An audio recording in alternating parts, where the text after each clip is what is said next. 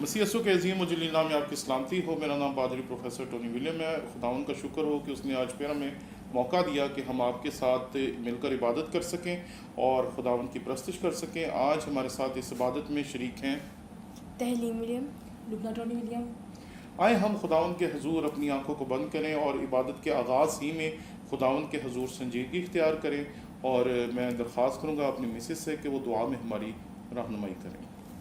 نہایت قدوس مہربان پتا، تیرا شکر کرتے ہیں اس سہانی صبح کے لیے کہ تو نے اس میں ہمیں شامل کیا۔ تیرا شکر کرتے ہیں ہر ایک چیز کے لیے، ہر ایک نعمت کے لیے، ہر ایک برکت کے لیے خداوند جو تو نے ہماری زندگی میں بخش دی ہے۔ تیرا شکر ہو خداوند، اپنے لوگوں کو خداوند جہاں جہاں بھی ہیں خداوند تیرے ہاتھ میں دیتے ہیں۔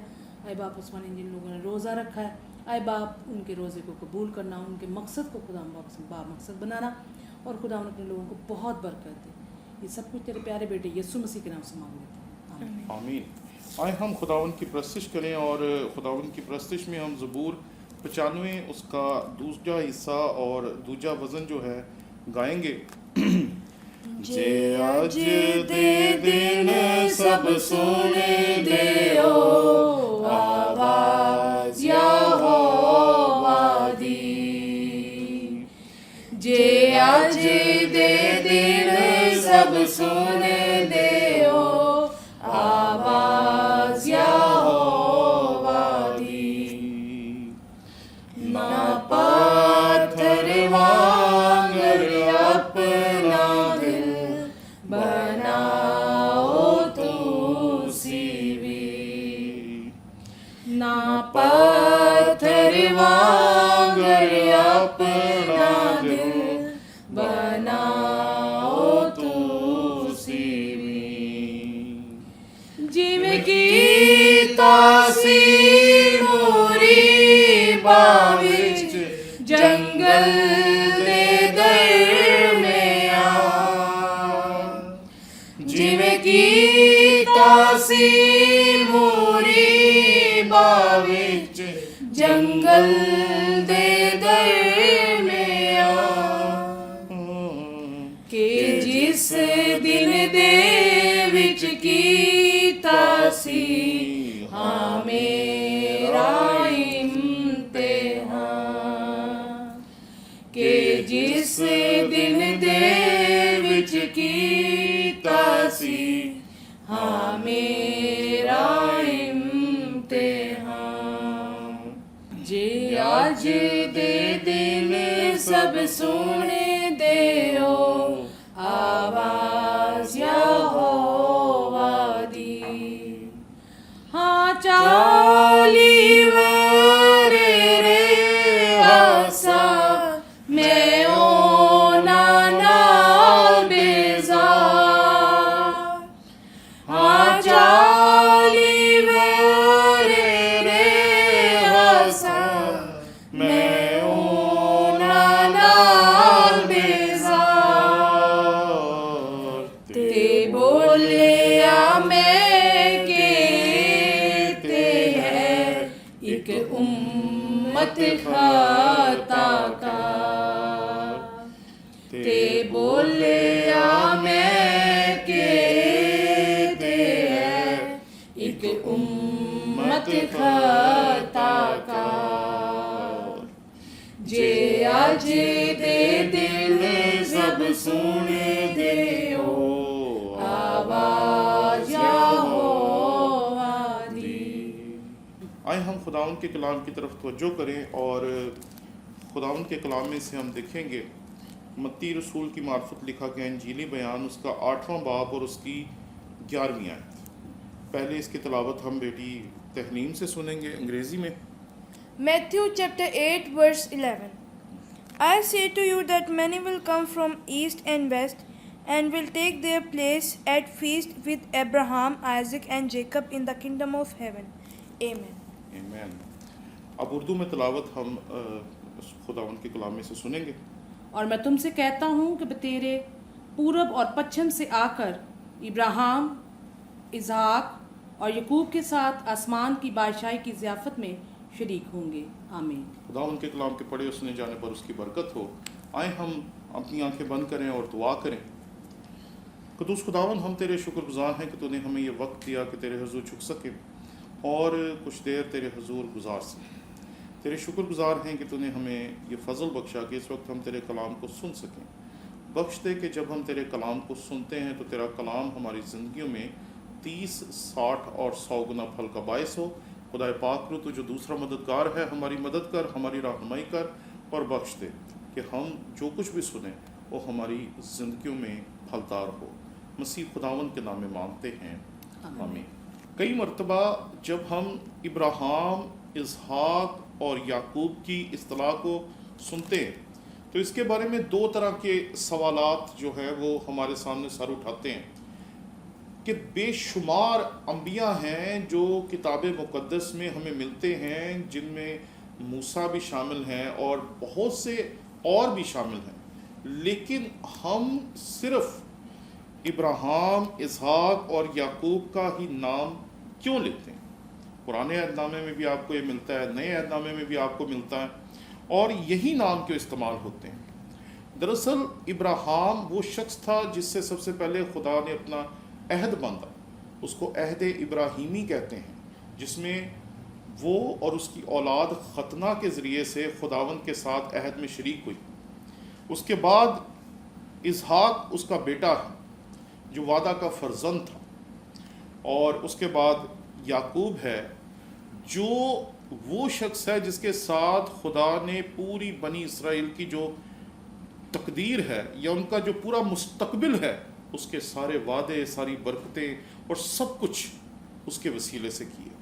یعقوب کا نام خدا نے بدلا اور اس کا نام اس نے اسرائیل رکھا، جس کا مطلب ہے خدا کا شہزادہ. یہ تینوں انبیاء جو ہیں ان کو بار بار پرانے عہد نامے میں اور نئے عہد نامے میں ان کے ناموں کو استعمال کیا جاتا ہے تاکہ ابراہیم کے عہد کو یاد کیا جائے، وعدہ کے فرزند کو یاد کیا جائے اور اسرائیل کے ساتھ کیے گئے تمام وعدوں کو اور ان تمام برکتوں کو جو یعقوب نے اپنے بیٹوں کو دیں ان سب کو یاد کیا جائے. اس لیے یہودی جب بھی یہ نام لیتے تھے تو ان کے ذہن میں وہ تمام چیزیں دوبارہ بار بار دہرائی جاتی تھی اور آ جاتی تھی. یہ تینوں پرانے عہد نامے کے انبیاء ہیں جن کے ساتھ خدا نے عہد باندھا، وعدے کیے اور جن کے وسیلے سے بنی اسرائیل کی جو تاریخ تھی اس کے بارے میں خدا نے یہ تمام عہد کیے.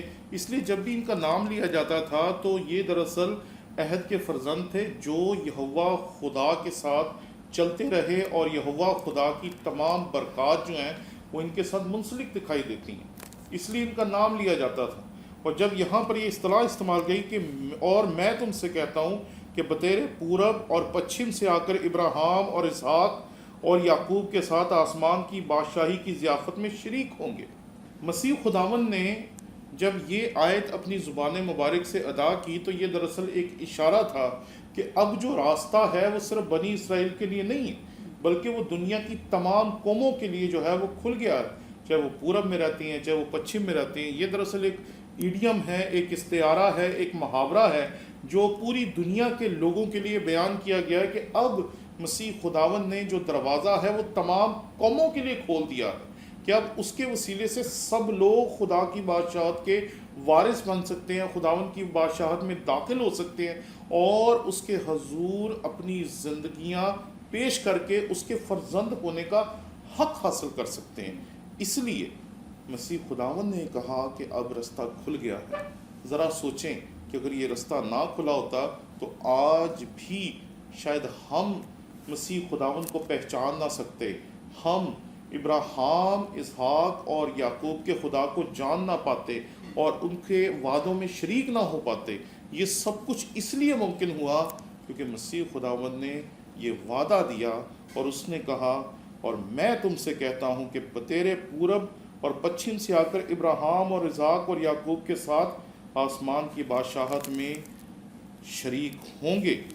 لیکن اس کے ساتھ ایک اور بھی بات ہے، مگر بادشاہی کے بیٹے اندھیرے میں ڈالے جائیں گے. یعنی کہ ایسے لوگ جنہیں خداوند کے حضور چلنا چاہیے تھا، جنہیں خداوند کی تابعداری قبول کرنی چاہیے تھی، جنہیں خداوند کے فرزند ہونے کے حق کو جو خدا نے انہیں دیا تھا جاننا اور سمجھنا چاہیے تھا، لیکن انہوں نے اس استحقاق کو, اس حق کو اور اس برکت کو جو خدا نے انہیں بخشی ہے نہ پہچانا, گناہوں میں, بدیوں میں اور خداوند سے بے وفائی پہ قائم رہے, ان کے لیے رونا اور دانتوں کا پیسنا ہوگا. اس لیے یہ بات یاد رکھیں کہ جب تک ہم اپنی زندگی مسیح کو دیتے نہیں ہیں تب تک ہم خدا کی بادشاہت کے وارث نہیں ٹھہرتے.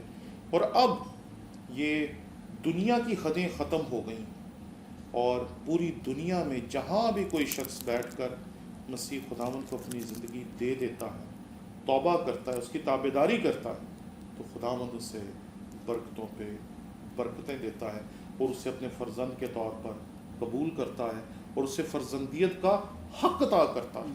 آج ایک شخص نے مجھے کہا کہ میں کسی خدا کو نہیں مانتا, لیکن کسی نے مجھے کہا کہ اگر آپ صبح اٹھ کر پہلا لفظ مسیح خداوند کہو گے تو آپ کے دل کو تسلی ملے گی اور آپ کا سارا دن بڑا خوبصورت گزرے گا.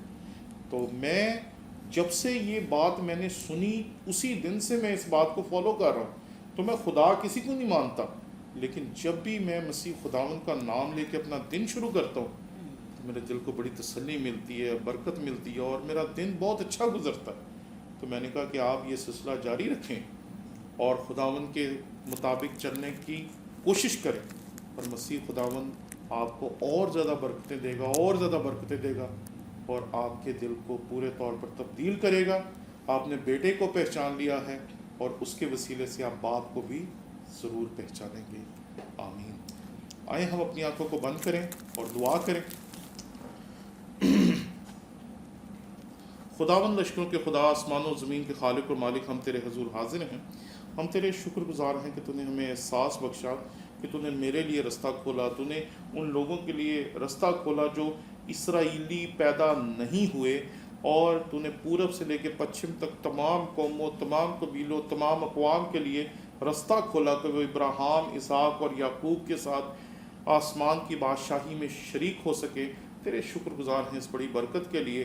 بخش دے خداوندہ جن لوگوں نے ابھی تک تجھے اپنا دل نہیں دیا, جن لوگوں نے ابھی تک مسیح خداوند کو اپنی زندگی نہیں دی, وہ اپنی زندگیاں اور اپنے دل دے سکے تاکہ مسیح خداوند ان کو چھوئے اور ان کو ہمیشہ کی زندگی کا وارث بنائے. خداوندہ ان تمام اپنے عزیز رشتہ داروں کے لیے بھی دعا کرتے ہیں جنہوں نے ہم سے درخواست کی.